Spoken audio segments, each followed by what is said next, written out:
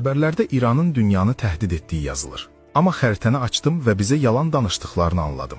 Diqqətimi çəkən əsas İranla Aman arasında 39 kilometr enində olan bir Hörmüz boğazıdır. Dünya neftinin 20%, hər 5-ci bareli, hər 5-ci litr benzini bu boğazdan axır. Əgər İran orada sadəcə 2 barja batırsa, dünya dayanacaq, tankerlər keçə bilməyəcək. Avropa 1 həftəyə donacaq, Asiya isə 2 həftəyə dayanacaq. Amma İran bunu etmir. Niyə və nə üçün indi 2026-cı ilin martında hücuma məruz qaldılar? Bir il əvvəl nüvə proqramı eyni səviyyədə olduğu zaman yox. Dayan. Hamı uran zənginləşdirməsindən, bombadan, təhlükəsizlik təhdidindən danışır. Amma mən başqa bir xəritəyə, yataqlar xəritəsinə baxdım və orada tamamilə fərqli bir səbəb tapdım. Litium. 8,5 milyon ton. Çilidən sonra dünyada ikinci yerdə. 2023-cü ildə tapılıb. Litium sizin telefonunuzdur. Bu elektrik avtomobilleridir. Bu, Qərbin son 10 ildə qurduğu bütün yaşıl enerji üçün batareyalardır. Onların litiumsuz planı məhv olur. Və sual budur.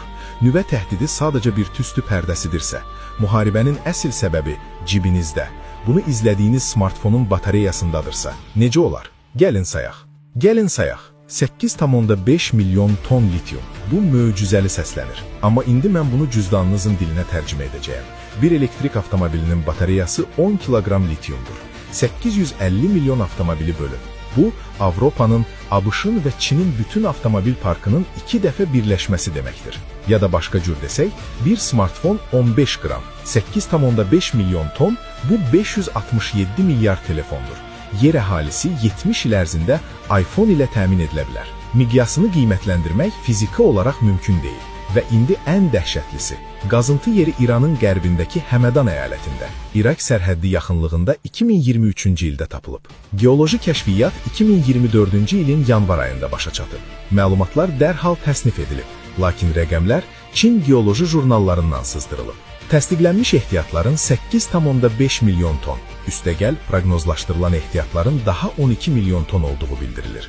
Məhz o zaman nəyin olduğunu bilirsiniz, amma hələ qazmamısınız. Ümumilikdə 20 milyon potensial.